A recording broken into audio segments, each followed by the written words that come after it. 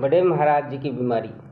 एक बार बड़े महाराज जी की चर्चा करते हुए महाराज जी ने हमसे कहा, मरमियों की बात है, एक दिन सिकंदरपुर में मेरे पिताजी के नाम डलहौजी से तार आया कि बड़े महाराज जी सख्त बीमार हैं और वह फौरन वहाँ पहुँचे। मेरे पिताजी सिरसा आए ताकि वहाँ से वह रेल पकड़े और साथ ही मुझे बता दे कि वे अचानक डलहौजी क्यों जा रहे हैं।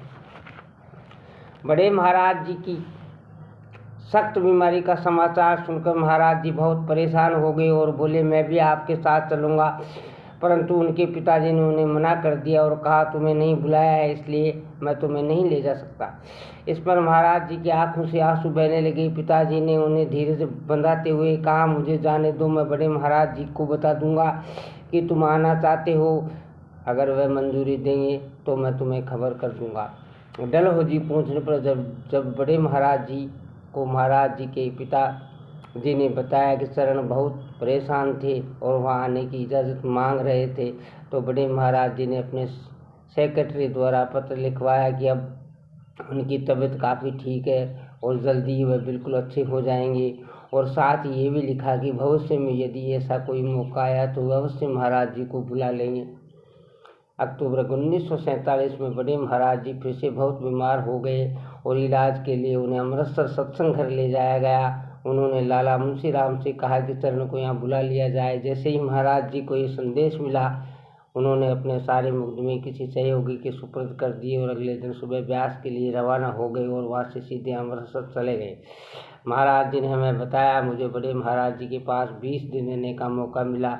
जब मैं वहाँ था तो मेरे पास हिसार के डिप्टी कमिश्नर का पत्र आया जिसमें लिखा था कि मेरा नाम जुडिशियल सर्विस न्यायिक सेवा के लिए आगे भेज दिया गया है। मैं ये पत्र बड़े महाराज जी के पास ले गया और उस समय लेटे हुए थे, पर एकदम उठकर बैठ गए और मुझसे बड़े प्यार से बोले, वकालत और जुडिशियल सर्विस तुम्हारे लिए नहीं है, मैं तो सिर्फ इतना ही चाहता हूँ कि तुम्हें कचहरी का अनुभव हो जाए। अब तुम्हारे पिता की तबीयत ठीक नहीं रहती, वे खेतों का इंतजाम बराबर नहीं देख पाते हैं और तुम्हारा छोटा भाई फौज में, इसलिए तुम्हें वकालत छोड़ देनी चाहिए और अपने पिता के साथ खेती का काम देखना चाहिए ताकि उनका बोझ हल्का हो सके। और उन्होंने अगले दिन ही मुझे सिरसा भेज दिया। इसके बाद महाराज जी फार्म पर चले गए और अपने पिता की मदद करने लगे। दिसंबर के तीसरे हफ्ते में महाराज जी के पास फिर से डेरे से तार आया कि वे दिल्ली डॉक्टर स्मिथ को लेने जाए और अपने साथ डेरे ले आए। डॉक्टर स्मिथ जनेवा से बड़े महाराज जी का इलाज करने के लिए भारत आ रहे थे। महाराज जी उसी वक्त दिल्ली गए जहाँ उन्हें मालूम पड़ा कि श्री मेहता डॉक्टर स्मिथ की पहले ही ब्यास ले गए। वह भी फौरन डेरे आ गए। बड़े महाराज जी ने अपने वादे के अनुसार अपनी बीमारी के दौरान अपने चोला छोड़ने तक महाराज जी को अपने पास ही रखा। यह समय 3 महीने से कुछ ज़्यादा का था, 25 दिसंबर से 2 अप्रैल तक। सब्सक्राइब फ्री है, नितांत आवश्यक है।